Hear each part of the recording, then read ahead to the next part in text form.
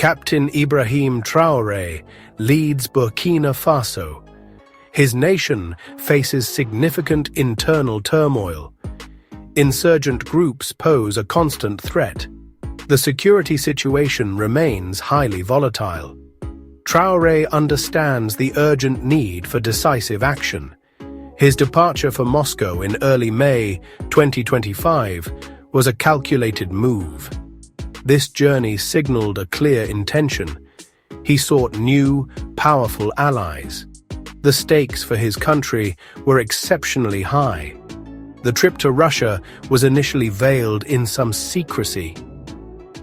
Few official announcements preceded his departure. Speculation grew both domestically and internationally.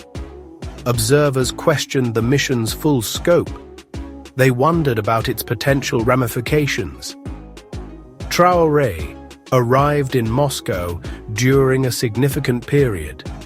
He attended the 80th anniversary parade of victory in the Great Patriotic War. The symbolic weight of this event was considerable. The Burkinabe leader received a high-level welcome. Russian President Vladimir Putin personally engaged with him. This reception demonstrated Moscow's strategic interest. Burkina Faso was clearly a valued potential partner. Captain Traoré returned to Ouagadougou visibly empowered. He carried the promise of new, robust alliances. For Burkina Faso, a different path was being charted. The discussions in the Kremlin were substantive. Captain Traoré met President Putin. Key Russian ministers also attended these crucial talks. Foreign Minister Sergei Lavrov was present. Defense Minister Andrei Belousov participated actively. Deputy Prime Minister Alexander Novak joined them. The primary focus was on deepening military-technical cooperation. Russia aimed to bolster Burkina Faso's capabilities. Traoré articulated Burkina Faso's pressing needs. He emphasized requirements for counterterrorism operations. The fight against extremist groups is paramount. Burkina Faso sought advanced military technology. It also required robust training programs. Russia appeared receptive to these requests. President Putin made significant commitments to Burkina Faso. He pledged Russian assistance in suppressing radical groups. Russia also committed to training Burkinabe military personnel.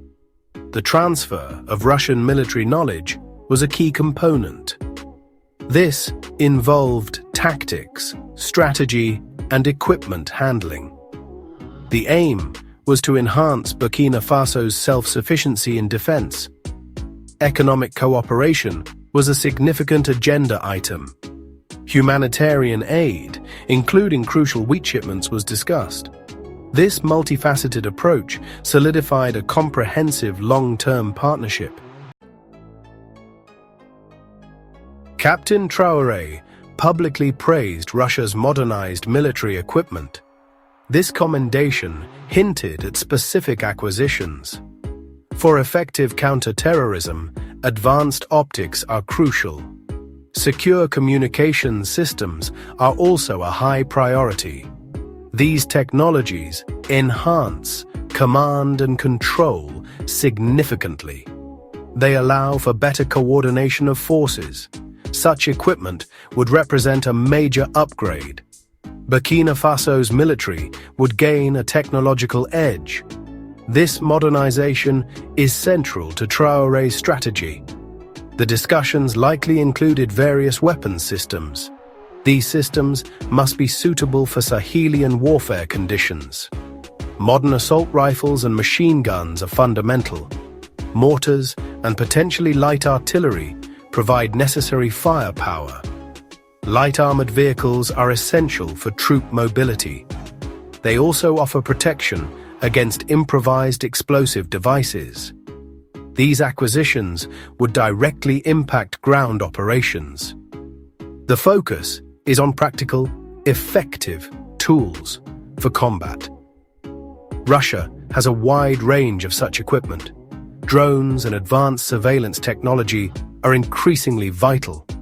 Intelligence, reconnaissance, and surveillance (ISR) capabilities are game changers. They allow for better tracking of insurgent movements. Enhancing ISR capacity is a key step. Captain Traoré's visit to Moscow transcended mere diplomatic symbolism.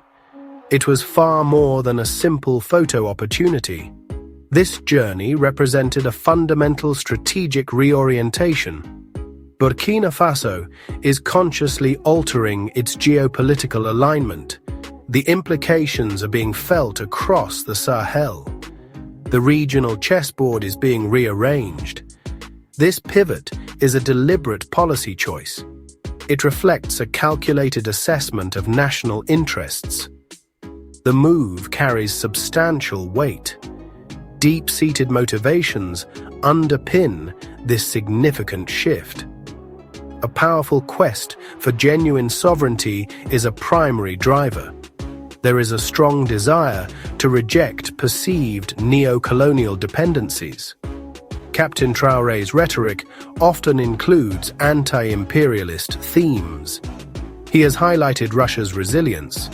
He points to its ability to withstand Western sanctions. This narrative resonates with his political base. It also finds sympathy in other African nations. Burkina Faso is a key actor in the Sahel. Its stability directly impacts its neighbors. The evolving security landscape is of great concern. Traoré's alignment with Russia could inspire a new bloc. Other nations in the region might follow suit. The deepening Burkina Faso-Russia ties directly challenge France. Paris has long held historical dominance in the Sahel. This influence is now rapidly eroding. The end of Operation Barkhane was a major blow. The subsequent dismantling of the Takuba task force confirmed this trend.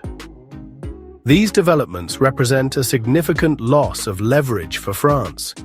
It is also a blow to its prestige. The era of France-Afrique appears to be waning considerably. This shift is undeniable. This new alignment has serious implications for the United States. US Africa Command, AFRICOM, must reassess its strategy.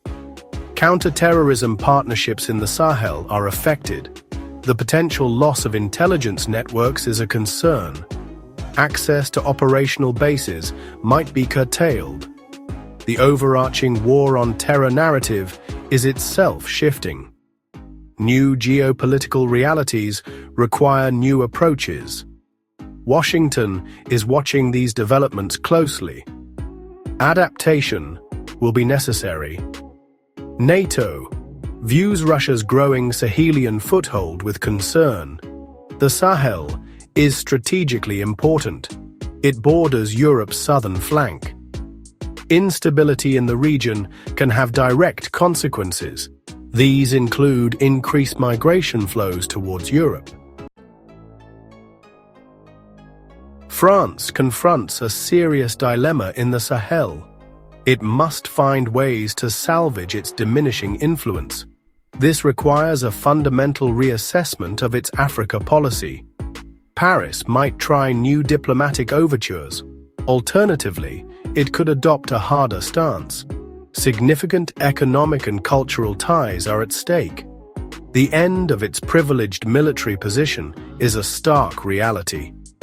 France needs a new engagement model. This model must acknowledge African agency. The United States is also recalibrating its approach. It seeks to balance competition with Russia. Counter-terrorism goals remain important. Washington may explore new partnerships in Africa. It might adapt existing ones to the changed circumstances. The utility of sanctions is debatable in this context. The US must acknowledge the desire for diversified partnerships. A purely confrontational approach may be counterproductive. Diplomacy and development aid could offer alternative levers. NATO is developing a long-term strategic view. Africa is increasingly central to global security considerations. The alliance will likely increase intelligence sharing among its members. This will focus on Russian and Chinese activities. The Sahel could be seen as a southern flank. It requires careful monitoring and strategic responses. Captain Traoré's actions resonate deeply across Africa. They tap into a wider aspiration for self-reliance. This is particularly true in matters of security. Many African nations desire to end dependency. They want to move away from reliance on external military powers. This sentiment has grown stronger in recent years. The pursuit of security autonomy is a powerful motivator. It reflects a desire for full sovereignty. This is a continent-wide trend. The concept of African solutions for African problems is gaining traction. This idea is not new. However, it now has renewed impetus. African leaders are increasingly vocal. They advocate for indigenous military capabilities. This includes everything from training academies to local arms production. The goal is to build robust national and regional security architectures. These architectures should be less reliant on external support. This is a long-term, ambitious vision. Russia is perceived by some as a pragmatic partner. It seems willing to provide military technology. It also offers training programs. Critically, these often come with fewer political conditions. Captain Ibrahim Traoré's Moscow mission is highly symbolic. It powerfully illustrates Africa's rising geopolitical agency. Nations across the continent are asserting their right. They are choosing their international partners. These choices are based on their own national interests. They are not dictated by external powers. This marks a significant shift in global dynamics. Africa is no longer a passive recipient of policy. It is an active shaper of it. Russia is playing a notable role in this transformation. It positions itself as an enabler of a multipolar world. Moscow offers an alternative development model. It also presents a different security paradigm. This approach resonates with some African states. It evokes historical echoes of Soviet support. During the Cold War, the USSR backed anti-colonial movements. While dynamics are new, some historical parallels exist. This adds another layer to the relationship. The broader implications for global governance are substantial. Africa's collective voice is becoming more assertive. This is evident in international forums. There are growing demands for institutional reform. Calls for changes to the UN Security Council are louder. African nations seek more equitable representation, not just in speeches, but in systems, not just in presence, but in power. From Ouagadougou to Moscow, from silence to strategy, the new Africa is moving. And this time, it's not asking for a seat. It's claiming its table. This is Insight Africa, where the continent speaks for itself.